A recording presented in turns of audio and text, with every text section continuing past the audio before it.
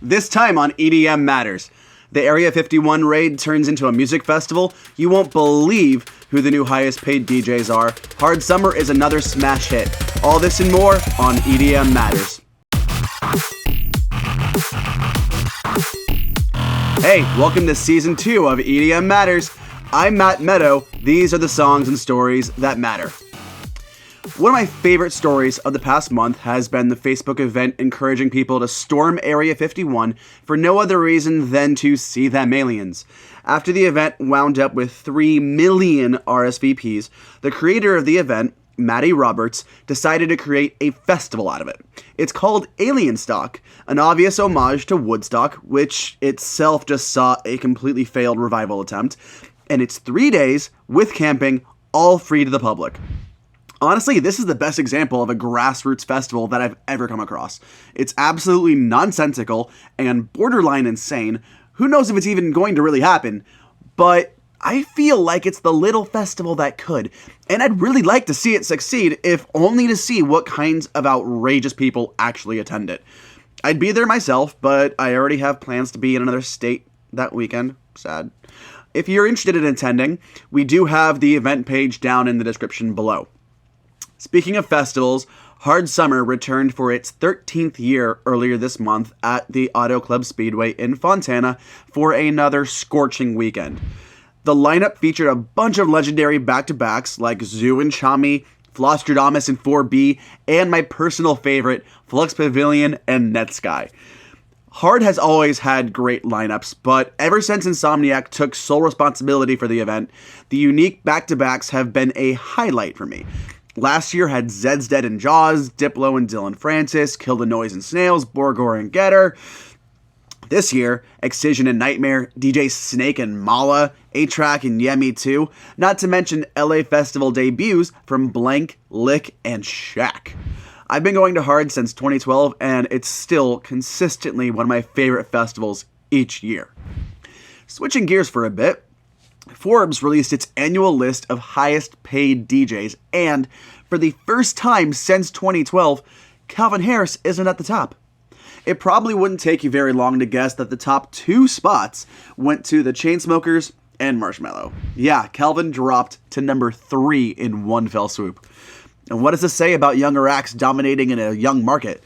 Well, they're able to shift gears and follow or start trends much more readily than legacy acts like Tiesto, David Guetta, or Armin van Buuren, all of whom are also still on the highest paid DJs list. And Vegas residencies, brand collaborations, and radio charting hits, along with rigorous touring schedules, are a young kid's game, and they're definitely not letting their youth go to waste. And while you might look at this list and think, yeah, it's just a bunch of rich mainstream DJs, so what? It's more telling of the trajectory of this industry.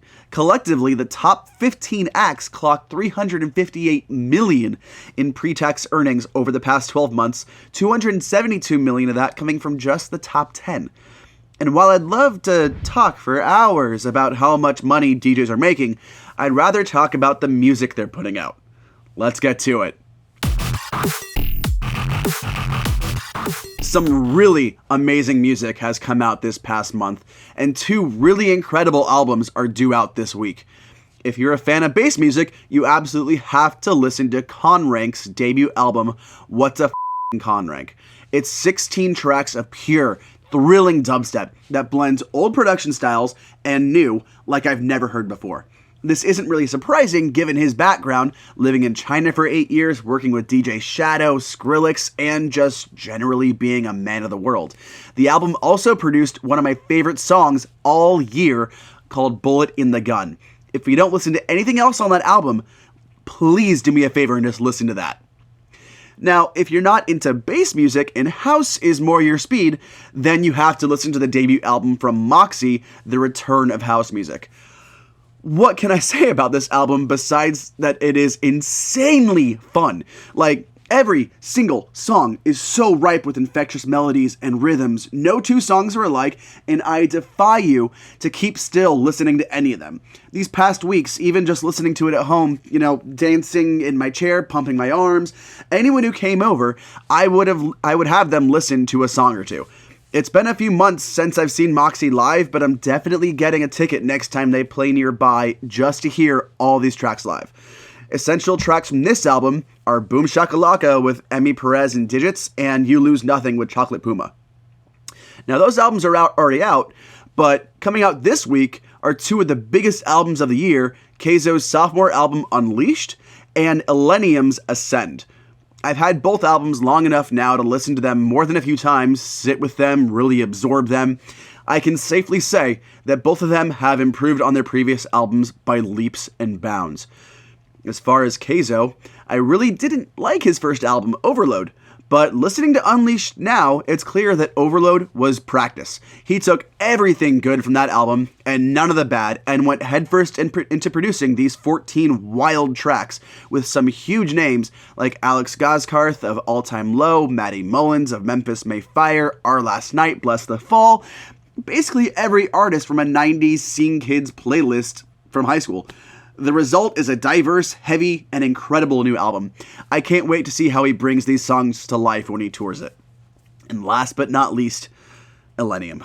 He is one of the biggest artists in EDM right now, dropping his third album and playing Madison Square Garden in September. With that size, there's a lot of pressure on him to deliver a superior product, and that's absolutely what he's done.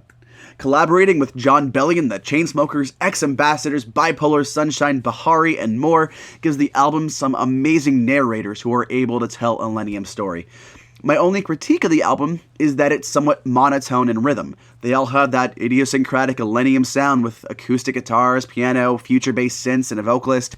I would have loved to hear some different tempos, but the album hardly suffers because of it. Plus, the Blank collaboration makes the whole thing worth it. Well, thanks for watching. This has been all the news and music that matters. Check back in 2 weeks for our first special guest of Season 2, and be sure to subscribe and click that bell so you don't miss it. We'll see you then.